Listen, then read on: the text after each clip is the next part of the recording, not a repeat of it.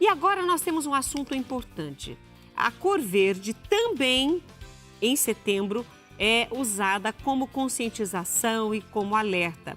E é por isso que o Setembro Verde, que traz aí a esperança, traz como forma de conscientização mesmo, esse olhar diferenciado por quem precisa viver e quer viver. Então, hoje a gente recebe com muito carinho a doutora Ilka. É Boin que se pronuncia o seu sobrenome, doutora? Boa tarde, seja muito bem-vinda. Boa tarde, é Ilka Boin. Boin, com I mesmo, né? Ilka Boin é médica, formada fez a formação, o mestrado e o doutorado pela Unicamp. Hoje é professora associada e livre docente também na Unicamp.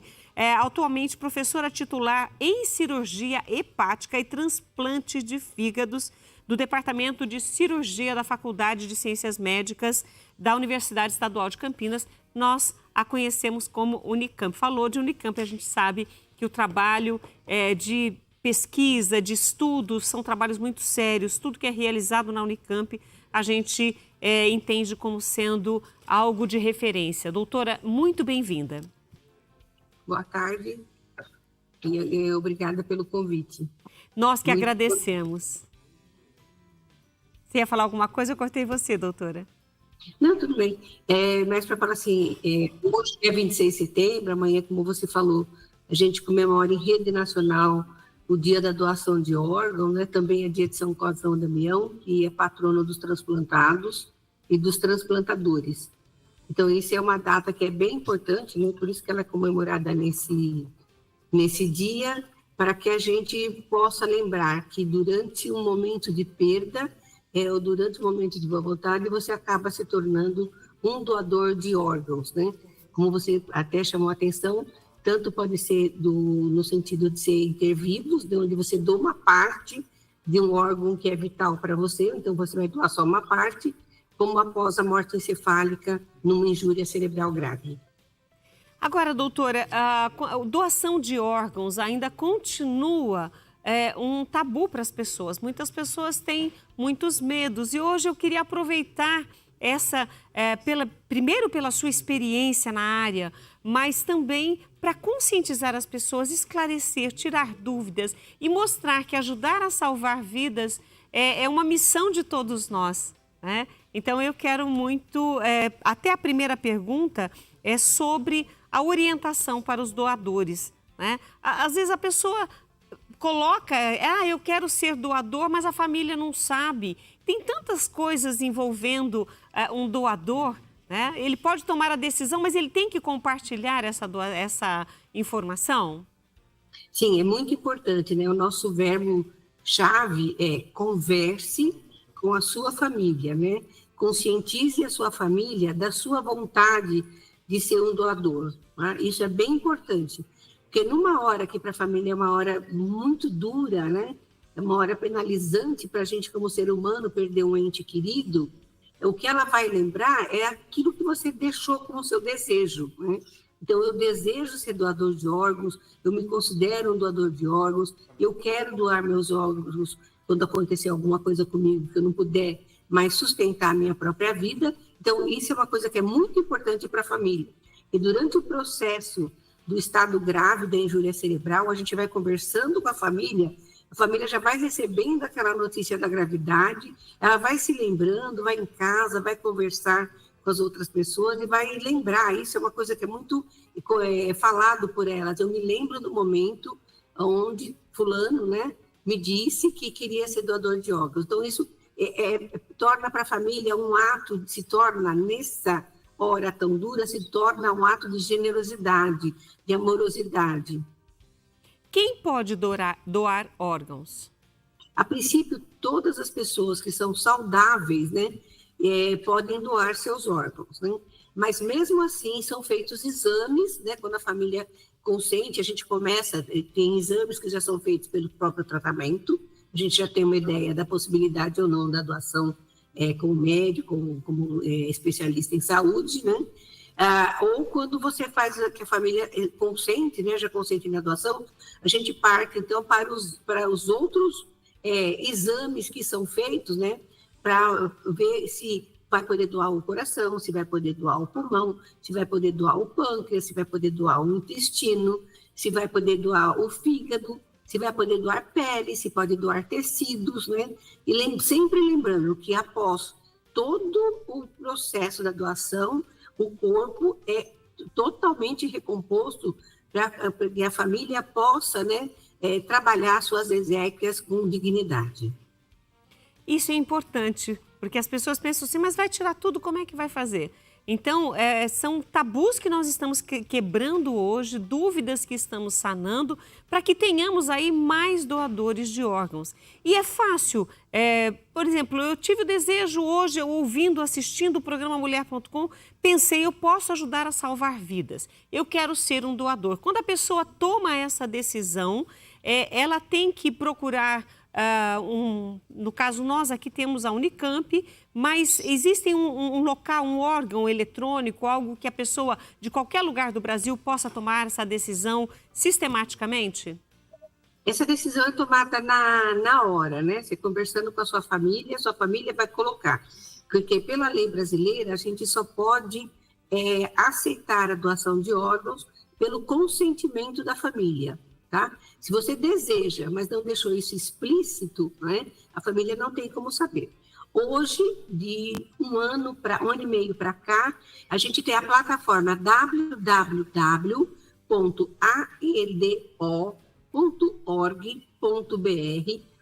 que pertence ao Conselho Brasileiro de Notários, né, que seria o cartorial, onde você pode deixar lá expressa essa vontade através de um depoimento, né? Tem todos os passos que podem ser seguidos. O cartório vai anotar que você quer fazer essa doação de órgãos e ele vai entrar em contato com você, porque é preciso que você faça um vídeo, né? Se identifique, fale o nome, RG, CPF, quero doar meus órgãos assim que for necessário, né? E eu tiver feito todos os testes, né? Porque é tudo feito, uma série de testes que dura quase 24 horas para serem feitos, para que você possa se tornar um doador. Não é chegar lá e falar, eu sou doador, vou fazer agora. Não é assim, né? Então, quando a sua família não tivesse mora longe, você mudou para um outro estado, foi trabalhar no outro estado, a sua família vai ter, então, ela não teve aquela vontade sua expressa verbalmente em casa, ela pode consultar essa plataforma e ver se você quis ou não, tá bom? Agora, aqui, assim como nós estamos falando dos doadores, é claro que nós temos que falar também daqueles que vão receber esse órgão, né? Tem muitas pessoas, e a gente já viu filmes, enfim, pessoas que a família sabia desse desejo, essa doação aconteceu, o transplante foi feito e a família, em tempo oportuno, conheceu quem recebeu o coração, quem recebeu os olhos, quem recebeu outros órgãos e pensa que ali é uma continuidade da vida da pessoa pela generosidade desse gesto. E a pessoa que recebe, com certeza, tem a alegria de continuar vivendo, de continuar tendo essa experiência de viver, de dar continuidade à sua vida com um pouco mais de saúde. A fila dos transplantes, nós sabemos que existe e que muitas pessoas estão nelas há algum tempo esperando. Existem algumas restrições, muitas vezes a compatibilidade sanguínea e outras coisas. Eu queria que a senhora nos explicasse a respeito disso. Por que pessoas estão na fila e algumas recebem primeiro do que outras? O que acontece nessa fila, nessa doação? Eu vou procurar simplificar a resposta. Sim, são muitas perguntas numa só. Então, primeiro, como a gente disse, fica na plataforma, você deu o consentimento, houve, então, a captação desses órgãos, houve implante, um receptor recebeu esses órgãos. Se for desejo da família receptora saber quem doou, ela tem que entrar em contato com a Secretaria Estadual de Transplantes, que é o chamado Sistema Estadual de Transplantes, que conversa com a família do doador, vê se a família do doador aceita, né, esse encontro. Então, tudo isso é providenciado, porque, assim, eu informar quem doou não Sim. pode, tá? Isso é ilegal. São então, restrições. Tudo isso é feito através do sistema estadual de transplante de cada estado no Brasil, tá? Primeira coisa. Então, a segunda coisa que você perguntou, né, é quem que pode receber esses órgãos, né? Então, existem indicações médicas para o receptor. Quem vai ser receptor é portador de uma doença terminal, uma doença que leva uma perda da qualidade de vida. Ele não enxerga mais, por exemplo, tá? Uma pessoa que foi queimada, que pode receber pele, ela não vai sobreviver se não tiver aquela pele doada, para poder cobrir aquele estado até formar uma nova cicatrização da sua própria pele, né? Então, assim, a gente, quando faz uma doação após a morte encefálica, a gente beneficia de 8 a 10 pessoas. Isso é muito importante, que eu melhoro. Ou eu dou uma nova oportunidade de vida, ou eu melhoro muito a qualidade de vida dessa pessoa, que não urina mais, então ela precisa de um transplante de rim, que não enxerga mais, então ela precisa de um transplante de córnea. Bom, já pensando nisso, no seu caso, por exemplo, o transplante de fígado. A pessoa, a partir do momento que ela disponibilizou os órgãos para doação, ela não tem noção do bem que ela vai fazer e muito menos a quem vai chegar essa doação. A pessoa que precisa, por exemplo, de um transplante de fígado, eu não sei dizer aqui a senhora sim, quais são as patologias que pedem esse transplante, mas a pessoa que vai receber esse transplante, ela precisa ser preparada com muita antecedência. Nesse cadastro já tem todos os dados dela, os exames já foram feitos, porque muitas vezes uma morte ela não prepara com muita antecedência. E quem está em fase terminal ou com uma doença muito grave, em tempo de perder a vida, também às vezes é assim. Como que vocês fazem essa mediação e falam, olha, essa pessoa precisa, todos os exames coincidem, é possível ser esta pessoa? Então, primeiro a gente trabalha com prontuários médicos, né? Então, tem o prontuário do doador, por exemplo, em algum lugar do Brasil agora, alguém já foi diagnosticado com morte encefálica, todos os exames são colhidos, todos os exames gráficos mostrando a ausência de fluxo cerebral, tanto na carótida quanto nas artérias vertebrais, ou seja, daqui para cá não existe mais irrigação cerebral, por isso que acontece a isquemia grave e a morte encefálica. Então, tudo isso está sendo preparado lá. E no outro canto, a gente tem doente crônico e doente agudo, né? Então, a chamada doença hepática terminal, que é acontecendo de modo cronicamente, lentamente, ou de modo agudo. Quando é de modo agudo, é a chamada insuficiência hepática aguda grave. Esse paciente, às vezes, ele não tem 3 dias de vida. Nossa. Então, ele precisa ser aprontado em 24 horas, no máximo, para que a gente possa jogar ele no sistema e criar o prontuário do doador. Então, é feito ultrassom, exames de sangue, exames de tórax, tomografias, é tudo isso feito o mais rápido possível. A gente coloca esses pacientes no sistema estadual de transplante com o prontuário do receptor, e aí o computador, quem escolhe quem é o computador. Então, são os dados do doador, os dados do receptor, eles vão sofrer um match, então, o que vai casar? A primeira coisa que tem que casar é o tipo sanguíneo, que a gente sabe que o O doa para todo mundo, o AB só doa para ele mesmo, tá? Então, isso é feito através desse match no computador, que aí eles vão avisar, olha, professora, tem um paciente aqui em Manaus, Porto Alegre, Santo André, aqui no Hospital Mário Gato, em Campinas, por exemplo, que tem esses dados e o seu paciente tem esses dados. A gente confronta os dados e vê, então, a primeira compatibilidade vai ser o tipo sanguíneo, a segunda compatibilidade vai ser tamanho. Então, o peso e a altura, né? Quando foi na época do FAST, todo mundo, porque ele fez o transplante rápido, né? Tem até uma paciente nossa aqui da Unicamp que falou, imagina, como eu sou B negativo também, que é um sangue raro, calhou de ter um doador também B, ele recebeu o transplante em 3 dias, eu recebi em 6 horas, né? Que é uma paciente nossa aqui, que é uma paciente bem carente, a gente teve que ter bastante auxílio da prefeitura, do serviço social, mas está muito bem, graças a Deus.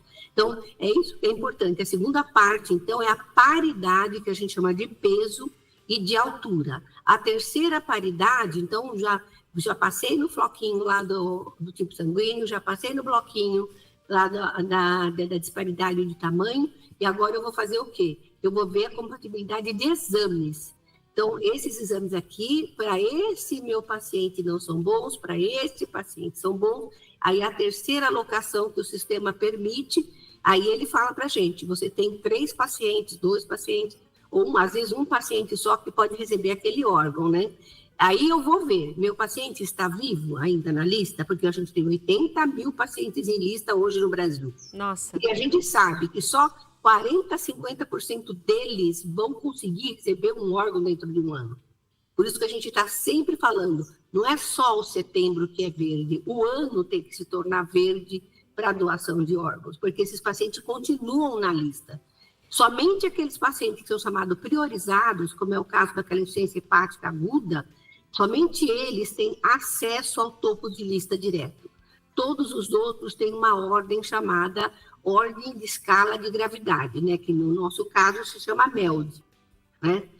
Por exemplo, para o coração, ele está tomando droga vasoativa, ele está no respirador, né? Então, como foi esse exame cardíaco dele? Então, cada órgão vai ter os seus quesitos de prioridade. Doutora, nós vamos dar uma paradinha bem rápida, vamos para o intervalo, tomamos um copo d'água, que isso também é saúde, e a gente volta já. Fica comigo. Hoje o programa Mulher.com recebe doutora Ilka Boim, médica, membro da Câmara Nacional de Transplante de Fígado. Já falei uma parte do seu currículo, mas ela também está como coordenadora geral do Gastrocentro, membro, como eu falei agora, da Câmara Nacional de Transplante de Fígado e coordenadora do Gastrocentro da Unicamp. Dentro da sua larga e grande experiência, hoje ela está aqui para nos alertar, orientar e conscientizar a respeito de doação de órgãos. A área dela é fígado, pela especialidade, mas nós estamos falando aqui de outras doações. Mas eu gostaria, doutora, antes de continuar a nossa conversa, agradecer aqui a participação que nós tivemos aqui da Roberta Pietrobon, e ela colocou uma coisa que vale a pena compartilhar com quem está em casa. Ela colocou, meu marido é transplantado do fígado há 18 anos. Todos nós de casa somos doadores e ele vive uma vida normal. E foi a doutora que fez o transplante na Unicamp. O marido dela é o César Pietrobon. Tenho certeza que existe muita gratidão da família, pela doação, pela cirurgia e pela sobrevida que esse paciente recebe, não é, doutora? Acho que você acompanha bastante desses casos.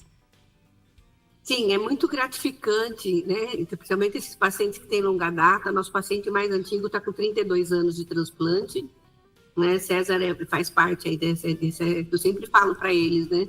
Vocês são pessoas que têm que agradecer a Deus todo momento, porque vocês são privilegiados, vocês fizeram parte daqueles 50% que conseguiram chegar ao transplante, tá?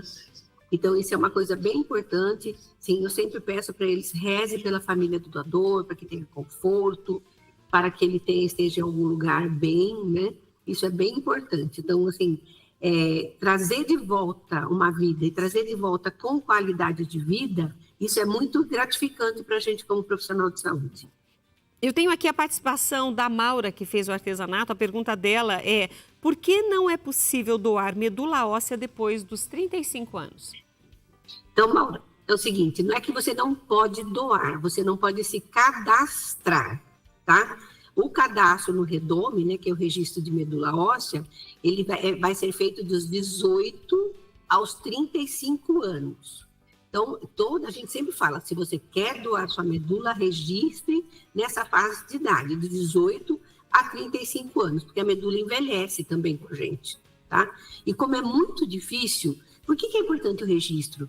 Para encontrar uma medula que seja compatível com a minha, eu tenho que ter de 100 mil a 1 milhão de pessoas inscritas para encontrar uma compatibilidade, tá? Então, por isso que é tão importante esse registro da medula óssea, né? Agora, a partir do momento que você é registrado já nesse período, algumas coisas são informadas, né?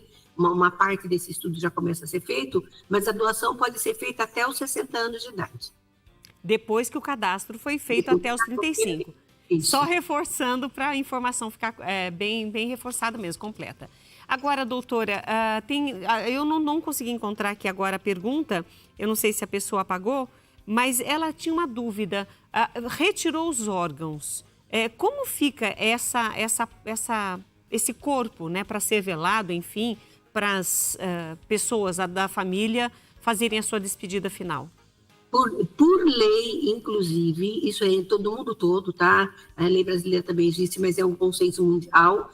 O corpo deve ser reconstituído para que a família possa, como eu falei, né, ter esse velamento, ter essa homenagem feita à pessoa que partiu, né? Todas as exéquias serem feitas com dignidade. Então, isso é obrigatório. Na doação intervívos, no caso do rim, no caso do fígado, né, é uma cirurgia de retirada de um órgão, né, como se fosse uma cirurgia normal. Então, o que fica é uma cicatriz na pele, obviamente, mas que ela é feita assim, até com um aspecto plástico bem legal, para que a pessoa se sinta também confortável. Então, não existe, ficou deformado, não existe. Doutora, quais os órgãos, no caso do fígado, pode ser doado com a pessoa em vida? O rim também, por ter dois, muitas vezes a pessoa doa um rim. Quais, assim, órgãos que são possíveis doar em vida? Basicamente, assim, vamos dizer que 90% das doações são feitas do fígado, uma parte do fígado, claro que você tem que ficar com uma parte que garanta a sua sobrevivência sem problemas, e você vai doar uma parte. Então, a gente fala normalmente que se doa 20% daquele órgão, normalmente vai doar para uma criança, é um doador maior para uma pessoa. Lembra que eu falei do peso? Né? Sim. Por quê? Porque o fígado, a nossa capacidade hepática, né, vai ser 2% do meu peso corporal, vai ser o meu peso do fígado, né? Então, a gente tem que respeitar essa proporcionalidade de peso e de volume de massa hepática suficiente para ter todas as ações que o fígado tem que ter no corpo serem feitas de um modo normal. O rim é um órgão duplo, então você pode doar um rim. O pulmão pode ser doado, mas é muito mais difícil você conseguir fazer essa doação, porque ela requer um estado muito saudável. Pâncreas, você pode doar uma parte do pâncreas, que seria a cauda do pâncreas. Intestino, né, principalmente mãe para criança pequena, que nasceu com agenesia, ou seja, ela nasceu sem uma parte do intestino, então se doa uma parte do intestino, porque aí, no caso, a parte que você vai doar não vai fazer tanta diferença, né? Os riscos são mínimos, né? Existem, claro, mas eles são mínimos para os doadores vivos. E o resultado é muito bom. Por exemplo, no transplante de fígado, né? Eu acabei de levantar agora entre quase 3 mil pacientes que receberam órgão doado, eles tiveram 93% de sobrevida. É um resultado muito bom para uma criança que nasceu com defeito de metabolismo, que nasceu com defeito na sua via biliar, ela já nasce com barriga d'água, ela já nasce muito amarelinha, e ela tem que ser transplantada, às vezes, com 800 gramas, 900 gramas de peso. Doutora, eu quero agradecer a sua participação. Hoje, apesar do dia de conscientização ser amanhã, dia 27, mas nós antecipamos e eu quero agradecer a sua participação conosco. Muito obrigada por todos os seus esclarecimentos e orientações. Eu que agradeço a possibilidade de daqui trazer informação e esclarecer a população, né? Que existe tanta falácia nesse meio, tanta fake news, que hoje está na moda de se fazer fake news, infelizmente, mas a gente ter a oportunidade de esclarecer a população é muito importante nesse dia. Gostaria de deixar uma mensagem, doutora? De esperança? Eu quero agradecer a todos os nossos doadores, suas famílias, que puderam fazer com que outras pessoas tivessem uma qualidade de vida melhor ou mesmo uma nova oportunidade de vida. Que Deus nos abençoe. E que Deus abençoe vocês, médicos, que se dedicam muitas vezes ansiosos, esperando aquele órgão chegar para salvar aquela vida que já está preparada para ser transplantada. E a esperança de que os remédios e o organismo reaja sempre positivamente para que aquela vida sobreviva. Eu sei que essa é a luta de vocês, então que Deus continue abençoando os dons de todos os médicos e o seu em especial. Amém. Obrigada. E aí nós agradecemos e conversamos com a doutora Ilka Boim, médica membro da Câmara Nacional de Transplante de Fígado. Você entendeu a responsabilidade nossa como empresa de comunicação em trazer coisas muito boas, informações, como a doutora falou, às vezes rolam tantas fake news por aí. Aqui a nossa informação é séria, nosso trabalho é sério. Então, muito obrigada a você, sócio, que tem nos ajudado.